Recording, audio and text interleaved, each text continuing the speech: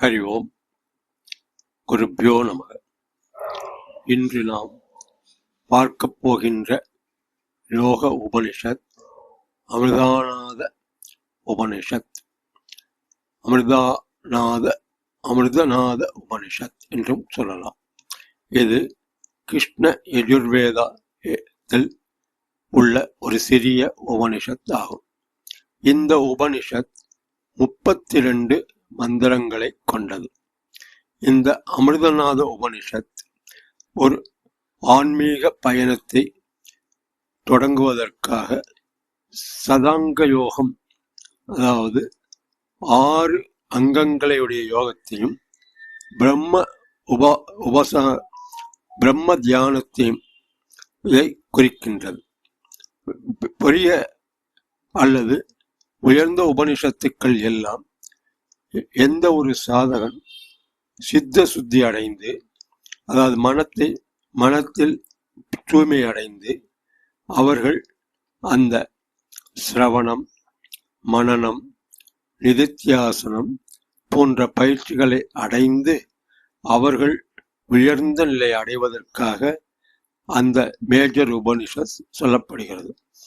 ஆனால் இந்த அமிர்தநாத உபனிஷத் சாதாரணமாக ஒரு சாதகர் செல்ஃப் ரியலைசேஷன் அடைவதற்கு எந்த விதமான முற்தகுதியும் இல்லாமல் அவர்கள் மன தூய்மை அடைவதற்கான ஒரு வழியை இந்த அமிர்தநாத உபனிஷத் குறிப்பிடுகிறது.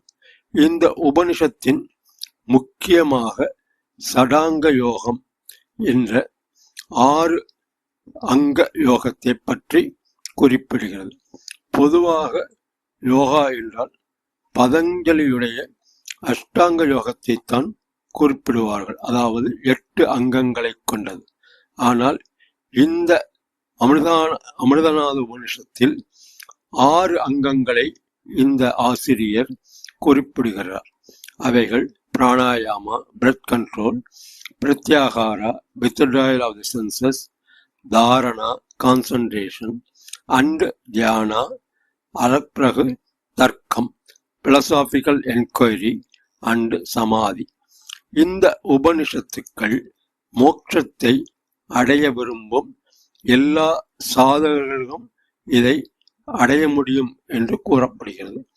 இது இந்த பிராணாயாமத்தில் உள்ள சில நுணுக்கங்களை பூரகம் இன்ஹலேஷன், கும்பகம் அதை நிறுத்துவது, ரேச்சகம் எக்ஸலேஷன் வெளிவிடுவது, இதை மிகவும் துல்லியமாக அந்த பிராணாயாம குறிப்புகளை இந்த உபனிஷத் குறிப்பிடுகிறது.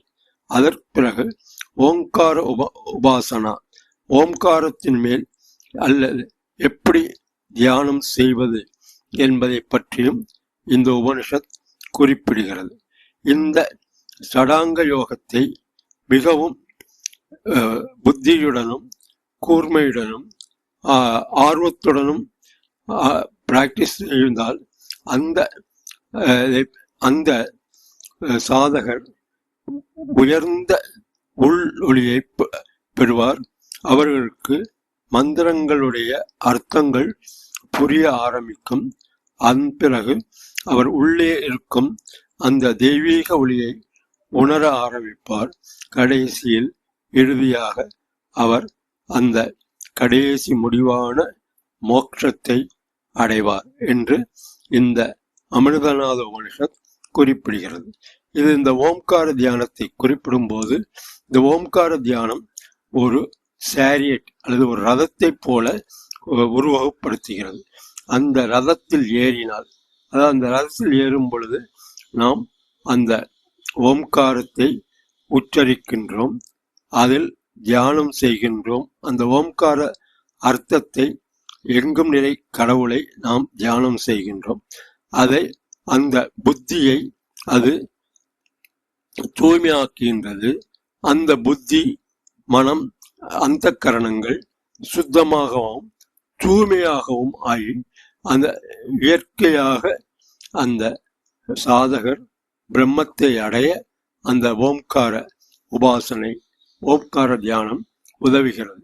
அதாவது அந்த ஓம்காரம் என்னும் அந்த ரதத்தில் ஏறினால் நாம் கடைசியாக அடைய வேண்டிய அந்த பிரம்ம நிலையை இந்த ஓம்கார தியானம் நமக்கு வழிகாட்டும் என்று இந்த உபனிஷத் நமக்கு ஒரு வழிகாட்டுகிறது. இதை தொடர்ந்து இதில் மேலும் உள்ள விவரங்களை அடுத்த பதிவில் நாம் காணலாம். ஓம் தத்சத். ஹரி ஓம்.